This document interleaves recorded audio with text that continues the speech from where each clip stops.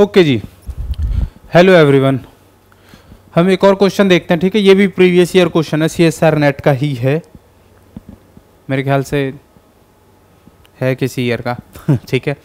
देखो question easy भी था और डिफिकल्ट भी था। दो ऑप्शन इजी हैं, दो तीन ऑप्शन, और एक आध ऑप्शन थोड़ा सा टीडियस, ट्रिकी या लेंदी हो सकता है, ठीक है।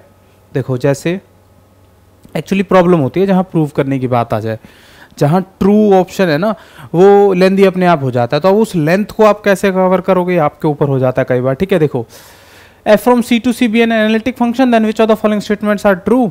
अब एक चीज़ तो ये कि ये फंक्शन बाउंडेड दे रखा है, पता है या नहीं पता है? नहीं पता है तो पहले पता करो, ये फंक्शन बाउंडेड दे रखा है। दूसरी चीज़, ये फंक्शन f जो है ये एंटायर दे रखा है, पता है ये बात आपको? कहते नहीं सर एनालिटिक तो दे रखा है। एनालिटिक नहीं है, वो बोल रहा है सी टू सी पर एनालिटिक है, इसका मतलब पूरे सी टू सी पर एनालिटिक है, इसका मतलब एंटायर हो गया। एंटायर है प्लस बाउंडेड है, ये तो थ्योरम ही रट रखी होती है आप लोगों ने, बाउंडेड प्लस एंटायर थ्योरम ही रट जाती है ये तो, Liouville theorem bounded plus entire लिखना था मेरे को, कांस्टेंट और मैंने लिख दिया Liouville bounded plus entire equal to constant, ठीक है।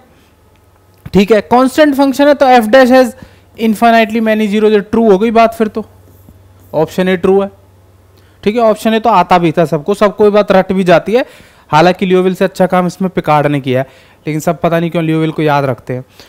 खैर ठीक है, if f is onto, कह रहा है f अगर ऑन टू है then the function cos z is onto. इस ऑप्शन को पहले करना है तो पहले आपको ये पता रहना चाहिए कि sin z और cos z onto function होते हैं, ये हमेशा के लिए ही sin z और cos z onto functions होते हैं हमारे, ठीक है। इस बार एमएच सेट में आया था शायद एक, cos z का वो पूछ रहा था 1 1 है या ऑन टू है, बाइजेक्टिव है, नॉट बाइजेक्टिव, फलाना ढिमकाना, ठीक है फलाना ढिमकाना, तो ऑन टू है ये, मतलब sin z cos z onto होते हैं। तो देखो f ऑफ cos z क्या हो जाएगा, f ऑफ cos z, क्योंकि cos z ऑन टू है तो मैं f ऑफ c लिख सकता हूं इसे, ठीक है। अब मैं f ऑफ c को c लिख सकता हूं क्या? लिख सकता हूं, क्यों? क्योंकि f ऑन टू है, तो इसका मतलब f of cos z c आ गया, तो बेसिकली ये भी ऑन टू हो गया। If f is onto then the function f of cos z भी ऑन टू हो गया। ऑप्शन बी भी ट्रू है, इसका मतलब ऑप्शन बी भी ट्रू हो गया है। तो इसमें दिक्कत आ जाती है वैसे कई बार। अब अगर प्रूफ वगैरह में वैसे लग जाओगे, और भी तरीके हैं इसको प्रूव करने के, लेकिन एग्जाम में यही अप्रोच होगा, इसी से हो पाएगा, ठीक है। If f is onto then the function f of e की power z is onto. नहीं सर कैसे कह रहे हो? नहीं, क्योंकि e की पावर z कभी जीरो नहीं होगा, और जीरो नहीं होगा तो उसकी प्रीमेज नहीं रहेगी। इसको एक ऑप्शन में हम ऐसे भी देख सकते हैं, चलो मैं इसको काट देता हूं, यहां से देखते हैं C option, f of z equal to, वो कह रहा है ना ऑन टू, तो डिस्कार्ड ही कर रहे हैं तो हम कोई फंक्शन हम मान भी सकते हैं। जैसे if f is onto तो f z equal to z मान लिया, ठीक है, f z equal to z, then the function f of e z is onto, तो f ऑन टू है ना, ठीक है, ये 1 1 भी ऑन टू भी, f ऑफ e की power z equal to e की पावर z, क्या ये ऑन टू है? नहीं, क्यों?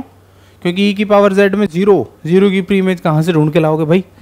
वही वाली बात हो गई जो मैंने अभी बोला, बस उसको मैंने एग्जाम्पल के साथ दिखा दिया, ठीक है। हाँ ठीक है ना, इज ऑन टू था एग्जाम में, इज नॉट ऑन टू था, इज ऑन टू है तो गलत है, इज नॉट ऑन टू होगा तो ट्रू है, ठीक है। देख लेना एक बार, if f is 1 1 then the function this is 1 1। हमेशा कोई ना कोई वैल्यू वगैरह ले लिया करो। मुझे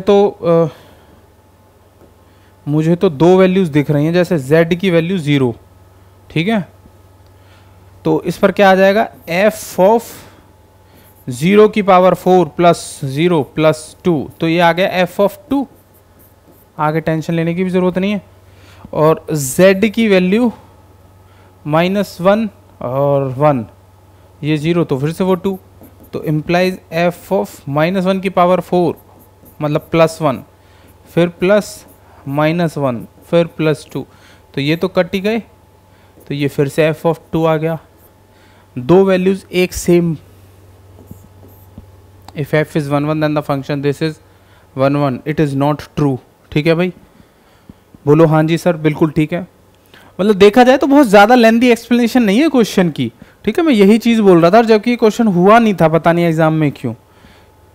मतलब कुछ लोग तो यहाँ भी कंफ्यूज थे कि उन्हें cos z का भी नहीं पता था कि भैया ऑन टू है नहीं, ठीक है।